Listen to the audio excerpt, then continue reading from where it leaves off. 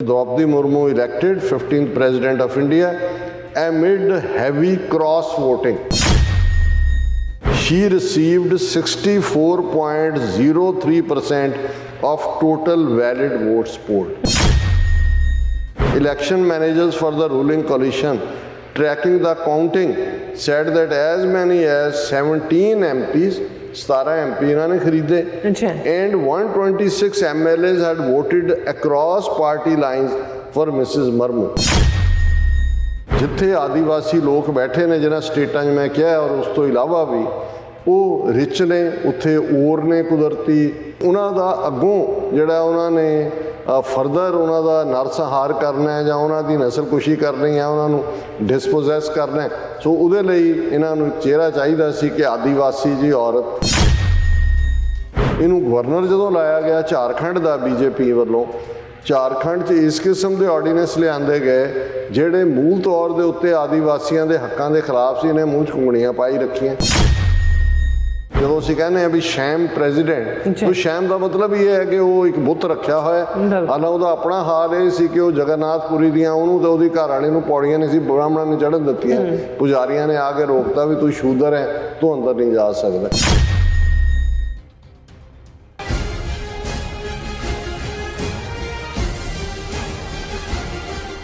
दर्शकों ब्रेक बाद थोड़ा सभ का भरपूर स्वागत है। सो व्यूअर्स गलबात करन जा रहे हैं कि बीजेपी की रबर स्टैंप द्रौपदी मुर्मू भारत की 15वीं राष्ट्रपति चुनी गई है और भारत विच जमहूरीयत महज एक ड्रामा है क्योंकि वोटां खरीदियां जांदियां ने।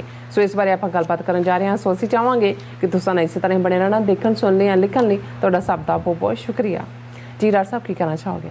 देखो, ਜਦੋਂ ਵੀ ਇਸ ਕਿਸਮ ਦਾ ਕੋਈ ਨਤੀਜਾ ਕੱਢਣ ਦੇ ਨਾਂ ਥੱਲੇ ਭਾਰਤ ਵੱਲੋਂ ਡਰਮ ਬੀਟ ਕੀਤਾ ਜਾਂਦਾ ਹੈ ਕਿ ਜੀ ਦੇਖੋ ਜਮਹੂਰੀਅਤ ਔਰ ਅਸੀਂ ਆਪਣੀ 15ਵੀਂ ਰਾਸ਼ਟਰਪਤੀ ਇੱਕ ਆਦੀਵਾਸੀ ਔਰਤ ਉੜੀਸਾ ਦੀ ਜਿਹੜੀ ਉਸ ਬੈਲਟ 'ਚੋਂ ਆਈ ਔਰ ਪਹਿਲੀ ਭਾਰਤ ਦੀ ਯੰਗ ਵੀ ਔਰ ਆਦੀਵਾਸੀ ਵੀ ਚੁਣੀ। ਦੇਖੋ ਭਾਰਤ ਜਮਹੂਰੀਅਤ ਦੇ ਝੰਡੇ ਗੱਡ ਰਿਹਾ ਤੇ ਮੈਨੂੰ ਬਾਰ-ਬਾਰ ਵਿੰਸਟਨ ਚਰਚਲ ਦੀ ਜਿਹੜੀ ਉਹ ਕੀਤੀ ਹੋਈ ਸਪੀਚ ਹੈ ਉਹਨਾਂ ਦੀ ਹਾਊਸ ਆਫ ਲਾਰਡਸ ਜਦੋਂ ਕਿ freedom of India bill mister Attlee ਜਿਹੜੇ ਲੇਬਰ ਪਾਰਟੀ ਦੇ ਪ੍ਰਾਈਮ ਮਿਨਿਸਟਰ ਸੀ ਉਹਨਾਂ ਵੱਲੋਂ ਪੇਸ਼ ਕੀਤਾ ਗਿਆ, ਉਹਨਾਂ ਦੇ ਅਲਫਾਜ਼ ਯਾਦ ਆਉਂਦੇ ਨੇ ਔਰ 75 ਸਾਲ ਬਾਅਦ ਅੱਜ ਜਦੋਂ ਕਿ ਇੱਕ ਪਾਸੇ ਇਹ ਝੂਠ ਮੋਦੀ ਜਿਸ ਅੰਦਾਜ਼ ਦੇ ਵਿੱਚ ਆਜ਼ਾਦੀ का ਮਹਾ ਉਤਸਵ ਦੇ ਥੱਲੇ ਜੋ ਕੁਛ ਕਰ ਰਹੇ ਨੇ ਤੇ ਚਰਚਲ ਨੇ ਜੋ ਪ੍ਰੈਡਿਕਸ਼ਨ ਉਸ ਪੀਰੀਅਡ ਦੇ ਵਿੱਚ ਕੀਤੀ ਲਗਭਗ 76 ਸਾਲ ਪਹਿਲਾਂ, ਉਹਦਾ ਇੱਕ ਇੱਕ ਅੱਖਰ ਸੱਚ ਸਾਬਤ ਹੁੰਦਾ। ਜਿਹਦੇ 'ਚ ਉਹਨੇ ਕਿਹਾ ਸੀ ਕਿ ਵੀ ਇਹ ਜਿਹੜੀ you are handing over the reins of government in the hands of rogues, rascals and freebooters, not a. ਉਹਨਾਂ ਦੀ ਜਦੋਂ ਤੁਸੀਂ ਉਹ ਸਾਰਾ ਹੀ ਨੈਰੇਟਿਵ ਦੇਖਦੇ ਹੋ ਕਿ ਬਈ ਇਹ ਜਿਹੜੇ ਨੇ ਇਹਨਾਂ ਦੇ ਥੱਲੇ ਤਾਂ ਲੋਕ ਪਿਸਣਗੇ, ਗਰੀਬੀ ਔਰ ਦੂਸਰੇ 'ਚ ਦੁਖੀ ਹੋਣਗੇ। ਔਰ ਉਹਨੇ ਉਹਨੂੰ ਕਿਹਾ ਇਨ ਦਾ ਐਂਡ ਕਿ ਬਈ blood of those millions of Indians will be on your head mister Attlee. ਹੁਣ ਪਰ ਕਿਉਂਕਿ ਇੱਕ ਜਮਹੂਰੀਅਤ ਦਾ ਛੁਣਛੁਣਾ ਇਹਨਾਂ ਨੇ ਫੜ ਲਿਆ ਤੇ ਜਮਹੂਰੀਅਤ ਦਾ ਛੁਣਛੁਣਾ ਇਹ ਹੈ ਕਿ ਜਿਹੜੇ 51 ਗਧੇ ਨੇ ਉਹ 49 ਸ਼ੇਰਾਂ ਦੇ ਨਾਲੋਂ ਜ਼ਿਆਦਾ ਤਾਕਤਵਰ ਨੇ। ਫਿਰ ਜਿਹਦੇ ਕੋਲ 51 ਹੋਣਗੇ ਉਹ ਸਿਆਣਾ ਵੀ ਹੈ, ਉਹ ਤਾਕਤ ਵੀ ਉਹਦੇ ਕੋਲ ਹੈ ਤੇ ਜਿਹਦੇ ਕੋਲ ਪਾਵਰ ਹੈ ਉਹ ਫਿਰ ਬਾਕੀ ਹਰ ਇੰਸਟੀਟਿਊਸ਼ਨ ਦੀ ਜਿਹੜੀ ਇਹਨਾਂ ਨੇ ਜਹੀ ਤਹੀ ਫੇਰੀ ਹੈ ਪਿਛਲੇ 75 ਸਾਲਾਂ 'ਚ ਉਹ ਅਸੀਂ ਆਲਮੋਸਟ ਰੋਜ਼ਾਨਾ ਦੁਹਰਾਉਂਦੇ ਹੀ ਹਾਂ। ਔਰ ਲੈਜਿਸਲੇਚਰ 'ਚ ਬਰੂਟ ਮੈਜੋਰਿਟੀ ਕਿਵੇਂ ਹਾਸਲ ਕੀਤੀ ਜਾਂਦੀ ਹੈ, ਅੱਗੇ ਤਾਂ ਕਿਵੇਂ ਗੁੰਡਿਆਂ ਨੂੰ ਇਸਤੇਮਾਲ ਕਰਨਾ, ਕਈ ਥਾਂ 'ਤੇ ਵੋਟਾਂ ਪਵਾਉਣ ਲਈ, ਕਈ ਥਾਂ 'ਤੇ ਇਸ ਲਈ ਇਸਤੇਮਾਲ ਕਰਨਾ ਕਿ ਉਹ ਵੋਟਾਂ ਪਾਉਣ ਨਾ ਆਉਣ ਕਿਉਂਕਿ ਉਹਨਾਂ ਨੂੰ ਸੀ ਵੀ ਪੈਸੇ ਲੈ ਕੇ ਵੀ ਉਹ ਪਤਾ ਨਹੀਂ ਉਹਨੇ ਅੰਦਰ ਵੜ ਕੇ ਮੋਹਰ ਕਿਹਨੂੰ ਲਾ ਦੇਣੀ ਹੈ। ਜਿਹੜੀ ਉਹਨਾਂ ਨੂੰ ਲੱਗਦਾ ਸੀ ਵੀ ਇਹ ਸੇਫ ਦੂਜੀ ਧਿਰ ਦੀਆਂ ਵੋਟਾਂ ਨੇ ਉਹਨਾਂ ਨੂੰ ਰੋਕਣਾ। ਔਰ ਯੂਪੀ, ਬਿਹਾਰ ਕਿਸ ਕਿਸਮ ਦੀ ਗੁੰਡਾਗਰਦੀ ਔਰ ਦੂਸਰਾ ਪਾਰਟ ਸੀ। ਹੁਣ ਇਸ ਸਭ ਦੇ ਚਲਦਿਆਂ ਜਿਹੜੀਆਂ ਮਸ਼ੀਨਾਂ ਦੇ ਰਾਹੀਂ ਵੋਟਿੰਗ ਦੀ ਲਾਈਨ ਆ ਉਹਨੇ ਹੋਰ ਵੀ ਸੌਖਾ ਕਰਤਾ ਕਿ ਭਾਈ ਉਹ ਕਿੱਥੇ ਕੀ ਕੋਡ ਬਣਾਉਣਾ ਹੈ, ਕੀ ਕਰਨਾ। ਲੇਕਿਨ ਇਸ ਸਭ ਦੇ ਬਾਵਜੂਦ ਜਿਵੇਂ ਇੱਕ ਜਿਹੜਾ ਝੂਠਾ ਹੁੰਦਾ ਹੈ ਉਹ ਬਹੁਤ ਸਾਰੇ ਸਬੂਤ ਇਕੱਠੇ ਕਰਦਾ ਹੈ ਇਹ ਸਾਬਤ ਕਰਨ ਦੇ ਲਈ ਕਿ ਕਿਤੇ ਮੇਰਾ ਝੂਠ ਫੜਿਆ ਨਾ ਜਾਏ। ਔਰ ਸਿਆਣਿਆਂ ਦਾ ਇਹ ਵੀ ਕਹਿਣਾ ਹੁੰਦਾ ਹੈ ਕਿ ਜਿਹੜੇ ਟੂ ਮੈਨੀ ਐਵੀਡੈਂਸਿਸ ਹੁੰਦੀਆਂ ਨੇ, ਇਹ ਆਪਣੇ ਆਪ 'ਚ ਇਸ ਗੱਲ ਦਾ ਸਬੂਤ ਹੁੰਦਾ ਹੈ ਕਿ ਕਹਾਣੀ ਝੂਠੀ ਹੈ। ਇਹ ਜਿਹੜੇ ਸਬੂਤ ਨੇ ਇਹ ਘੜੇ ਜਾ ਰਹੇ ਨੇ, ਇਹਨਾਂ ਨੂੰ ਬਣਾਇਆ ਜਾ ਰਿਹਾ। ਇਹੀ ਹਾਲ ਇਹਨਾਂ ਦੀ। ਪਹਿਲੀ ਗੱਲ ਤਾਂ ਜਿਹੜਾ ਸਿਸਟਮ ਇਹਨਾਂ ਦਾ ਡੈਮੋਕ੍ਰੇਸੀ ਦੇ ਨਾਂ ਥੱਲੇ multi party system, multi parties ਕਿਵੇਂ ਕ੍ਰੀਏਟ ਹੁੰਦੀਆਂ, ਕਿਵੇਂ ਬੰਦੇ ਖੜੇ ਕੀਤੇ ਜਾਂਦੇ ਨੇ, ਕਿਵੇਂ ਪੈਸੇ ਦੇ ਕੇ ਖੜੇ ਕੀਤੇ ਜਾਂਦੇ ਨੇ, ਕਿਹਨੂੰ ਪੈਸੇ ਦੇ ਕੇ ਬਿਠਾਉਣਾ ਹੁੰਦਾ ਹੈ, ਵੋਟਾਂ ਦੀ ਸੌਦੇਬਾਜ਼ੀ ਕਿਵੇਂ ਹੁੰਦੀ ਹੈ, ਫਿਰ ਜ਼ਾਤ, ਬਰਾਦਰੀ, ਇਲਾਕਾ ਪ੍ਰਸਤੀ ਕਿਵੇਂ ਇਸਤੇਮਾਲ ਕੀਤੀ ਜਾਂਦੀ ਹੈ, ਉਹ ਸਾਰੇ ਨੂੰ। ਔਰ ਜਦੋਂ ਦਾ ਹਿੰਦੂ ਤਵੀਆਂ ਨੇ ਬਾਬਰੀ ਮਸਜਿਦ ਢਾਹ ਕੇ ਆਪਣਾ ਹਿੰਦੂਤਵੀ ਏਜੰਡਾ ਸਾਹਮਣੇ ਲਿਆਂਦਾ, ਉਦੋਂ ਤੁਸੀਂ ਦੇਖੋ ਕਿ ਕਿਵੇਂ ਹਿੰਦੂਤਵਾਦੀ ਅਦਰਵਾਈਜ਼ ਇਹਨਾਂ ਦਾ ਕਨਸਟੀਟਿਊਸ਼ਨ ਇਹ ਕਹਿੰਦਾ ਹੈ ਕਿ ਜੀ ਤੁਸੀਂ ਧਰਮ ਦੇ ਨਾਂ 'ਤੇ ਜਾਂ ਜ਼ਾਤ ਦੇ ਨਾਂ 'ਤੇ ਵੋਟਾਂ ਨਹੀਂ ਮੰਗ ਸਕਦੇ, ਜਾਂ ਨਫ਼ਰਤ ਨਹੀਂ ਫੈਲਾ ਸਕਦੇ, ਜਾਂ ਇਲੈਕਟਰਲ ਪੋਲਿਟਿਕਸ ਨਹੀਂ ਆ ਸਕਦੇ। ਪਰ ਉਹੀ ਸੁਪਰੀਮ ਕੋਰਟ ਜਸਟਿਸ ਮਾਰਕੰਡੇ ਦੇ ਵੇੜੇ 'ਚ ਜਦੋਂ ਉਹ ਇਸ ਕੇਸ ਨੂੰ ਲੈ ਕੇ ਜਾਂਦਾ ਹੈ, ਇਹ ਕਹਿੰਦਾ ਹੈ ਕਿ ਹਿੰਦੂਤਵਾ ਜਿਹੜਾ ਹੈ ਇਹ ਧਰਮ ਨਹੀਂ ਹੈ, ਇਹ ਵੇ ਆਫ ਲਾਈਫ ਹੈ। ਹੁਣ ਹਿੰਦੂਤਵਾ ਦੇ ਨਾਂ ਥੱਲੇ ਤੁਸੀਂ ਮੁਸਲਮਾਨਾਂ ਨੂੰ ਡੀਫਰੈਂਚਾਈਜ਼ ਕਰ ਦਿਓ, ਉਹਨਾਂ ਦਾ ਕਤਲੇਆਮ ਕਰੋ, ਈਸਾਈਆਂ ਨੂੰ ਤੁਸੀਂ ਅਬਰਾਹਮੈਨਿਕ ਰਿਲੀਜਨ ਦੇ ਨਾਲ ਜੋੜ ਕੇ ਉਹਨੂੰ ਜਿਹੜਾ ਨੈਗੇਟ ਕਰੋ, ਸਿੱਖਾਂ ਨੂੰ ਤੁਸੀਂ ਡੈਥ ਕਿਸ ਦੇ ਨਾਲ ਮਾਰ ਦਿਓ, ਬੋਧੀਆਂ ਨੂੰ, ਜੈਨੀਆਂ ਨੂੰ ਕਿ ਜੀ ਇਹ ਹਿੰਦੂ ਧਰਮ ਦਾ ਹੈ, ਉਹ ਸਭ ਜਸਟੀਫਾਈਡ ਹੈ ਕਿਉਂਕਿ ਸੁਪਰੀਮ ਕੋਰਟ ਨੇ ਫੈਸਲਾ ਸੁਣਾ ਦਿੱਤਾ ਹੈ ਕਿ ਹਿੰਦੂਤਵਾ ਦੇ ਨਾਂ ਥੱਲੇ ਵੋਟਾਂ ਮੰਗਣੀਆਂ ਕੋਈ ਮਜ਼ਹਬ ਦੇ ਨਾਂ ਥੱਲੇ ਨੇ, ਇਹ ਵੇ ਆਫ ਲਾਈਫ ਹੈ। ਸੋ ਉਸ ਤੋਂ ਬਾਅਦ ਅਸੀਂ ਦੇਖਦੇ ਹਾਂ ਕਿ ਸਿੱਧੀ ਸਿੱਧੀ ਨਫ਼ਰਤ। ਲੇਕਿਨ ਇਸ ਸਭ ਦੇ ਚੱਲਦਿਆਂ ਵੀ ਇਹਨਾਂ ਨੂੰ ਜਿਹੜਾ ਹਿੰਦੂ ਤਵੀਆਂ ਦੇ ਕੋਲ ਪਾਵਰ ਆਈ ਹੈ, ਇਹ ਖੌਫ ਰਹਿੰਦਾ ਹੈ ਕਿ ਕਿਤੇ ਜਦੋਂ ਵੀ ਕਿਤੇ ਸੀਕ੍ਰੇਟ ਬੈਲਟ ਜਾਂ ਦੂਜੀ ਹੁੰਦੀ ਹੈ, ਕਿਸੇ ਮਰੇ ਹੋਏ ਦੀ ਵੀ ਮਰੀ ਜ਼ਮੀਰ ਜਾਗ ਨਾ ਪਏ ਔਰ ਕੋਈ ਉਲਟ ਪੁਲਟ ਨਾ ਹੋ ਜਾਣ ਨਤੀਜੇ।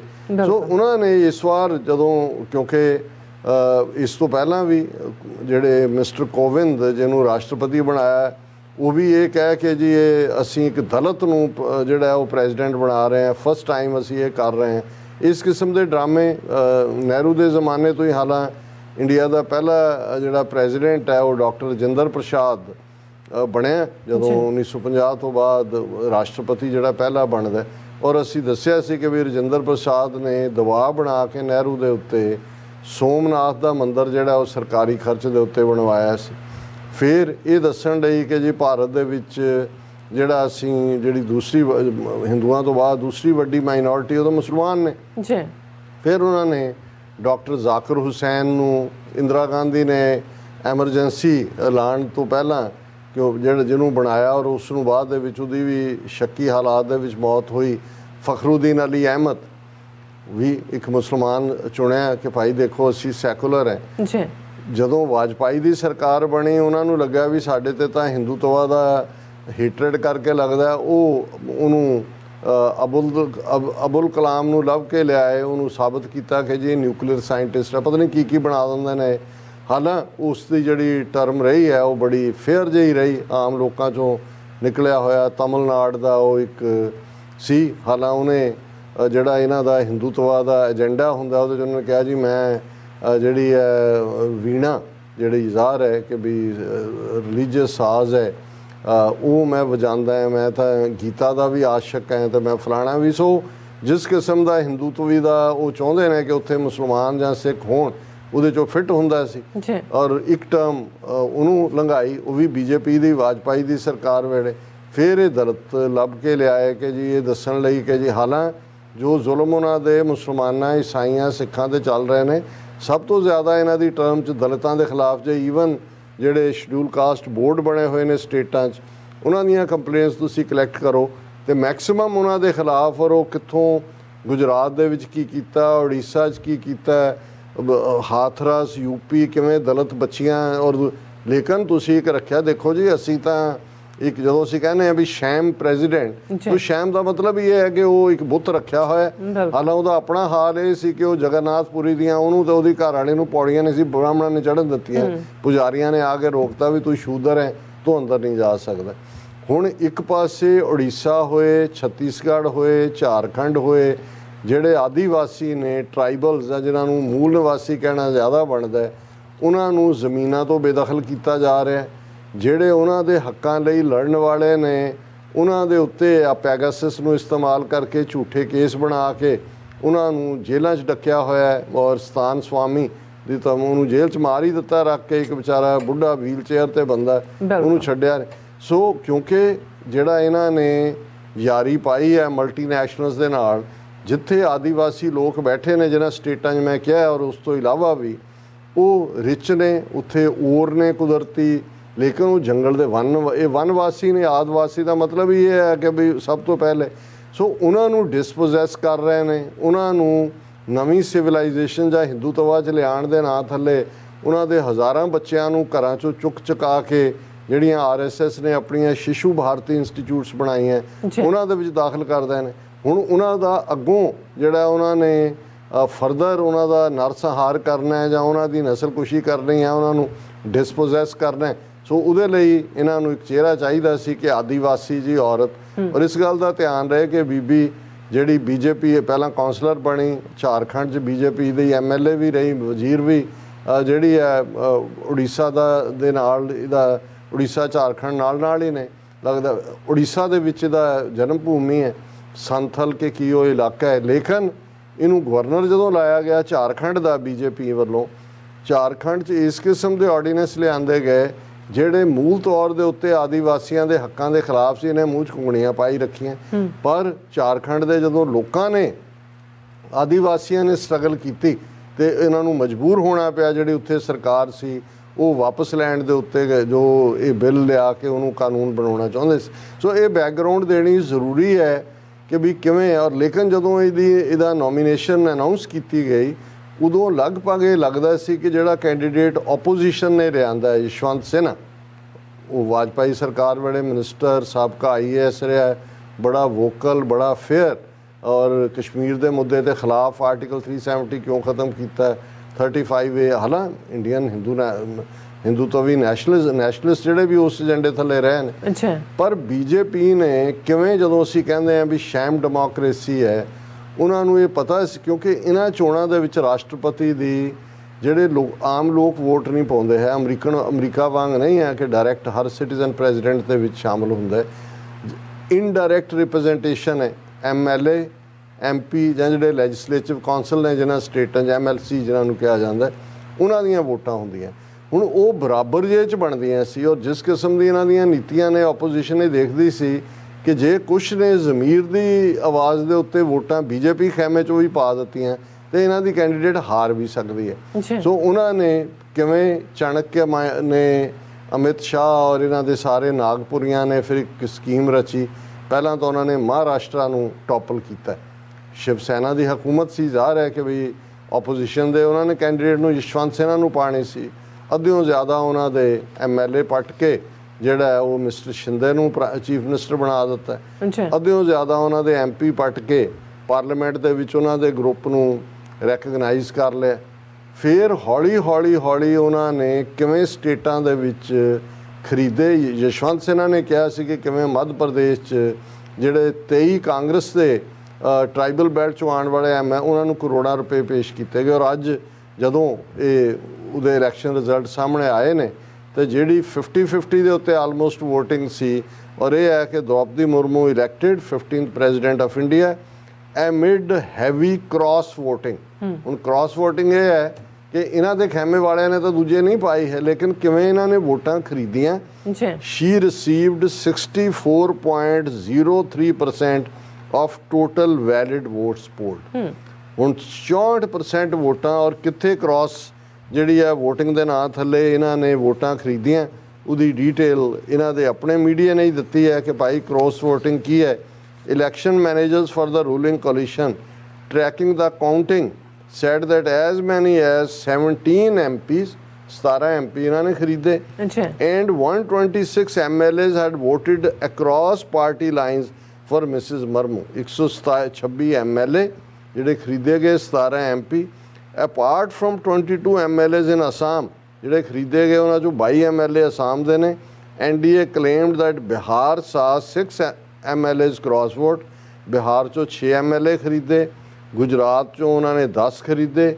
ਝਾਰਖੰਡ ਜਿੱਥੇ ਕਿ BJP ਦੀ ਹਕੂਮਤ ਨਹੀਂ ਹੈ, ਝਾਰਖੰਡ ਮੁਕਤੀ ਮੋਰਚੇ ਦੀ ਹੈ, ਔਰ ਉਹਦੇ 'ਚ ਉਹਨਾਂ ਨੇ ਜਿਹੜੇ ਨੇ 10 ਜਿਹੜੇ ਐਮਐਲਏ ਨੇ ਉਹ ਇਹਦੇ ਹੱਕ ਦੇ ਵਿੱਚ ਆਏ। ਜੀ। ਮੱਧ ਪ੍ਰਦੇਸ਼ ਚੋਂ ਜਿਹਦੇ ਚ ਨੇ ਯਸ਼ਵੰਤ ਸਿਨਹਾ ਨੇ ਕਿਹਾ ਸੀ ਕਿ 22 ਐਮਐਲਏਆਂ ਨੂੰ ਕਰੋੜਾਂ ਰੁਪਏ ਆਫਰ ਕੀਤੇ ਗਏ, ਉਹਦੇ ਚੋਂ ਕਾਮਯਾਬ ਰਹੇ ਖਰੀਦਣ 'ਚ। 19 ਐਮਐਲਏਆਂ ਨੇ ਕ੍ਰਾਸ ਵੋਟ ਕੀਤਾ। ਇਸੇ ਤਰ੍ਹਾਂ 16 ਜਿਹੜੇ ਨੇ ਉਹਨਾਂ ਨੇ ਮਹਾਰਾਸ਼ਟਰ ਦੇ ਵਿੱਚ ਕੀਤਾ। ਸੋ ਉਹਨਾਂ ਨੇ ਕਿਹਾ ਕਿ ਵੀ ਇਸ ਸਾਰੇ ਦੇ ਚੱਲਦੇ ਆ, ਬਾਕੀ ਤਾਂ ਫਿਰ ਗੱਲ ਹੀ ਮੁੱਕ ਜਾਂਦੀ ਹੈ, ਉਹ ਤੁਸੀਂ 66 ਬਣਾ ਲਓ 90 ਬਣਾ ਲਓ। ਸੋ ਇਹ ਮੈਂ ਸਮਝਦਾ ਵੀ ਚਰਚਲ ਉਹ ਆਪਣੀ ਕਬਰ ਦੇ ਵਿੱਚ ਜ਼ਰੂਰ ਟਰਨ ਕਰ ਰਿਹਾ ਹੋਏਗਾ ਕਿ ਭਾਈ ਮੈਂ ਬਥੇਰਾ ਸਮਝਾਇਆ ਸੀ ਇਹਨੂੰ ਐਟਲੀ ਨੂੰ ਕਿ ਇਹਨਾਂ ਰੋਗਸ ਰਾਸਕਲਸ ਬੇਈਮਾਨਾਂ ਔਰ ਲਟੇਰਿਆਂ ਦੇ ਹੱਥ 'ਚ ਪਾਵਰ ਨਾ ਦੇ। ਔਰ ਅੱਜ ਆਜ਼ਾਦੀ ਦੇ ਮਹਾ ਉਤਸਵ ਦੇ ਥੱਲੇ ਇਹ ਜਿਹੜਾ ਇੱਕ ਹੋਰ ਸ਼ੈਮ 15ਵਾਂ ਰਾਸ਼ਟਰਪਤੀ ਇਹਨਾਂ ਨੇ ਬਣਾ ਦਿੱਤਾ। ਜੀ ਰਾਣਾ ਸਾਹਿਬ ਤੁਹਾਡਾ ਬਹੁਤ ਬਹੁਤ ਸ਼ੁਕਰੀਆ। ਸਾਥ ਲੈਣੇ ਬ੍ਰੇਕ ਫਿਊਅਰਸ ਤੁਸੀਂ ਇਸੇ ਤਰ੍ਹਾਂ ਬਣੇ ਰਹਿਣਾ। ਮਿਲਦੇ ਹਾਂ ਛੋਟੇ ਜਿਹੇ ਵਕਫੇ ਤੋਂ ਬਾਅਦ।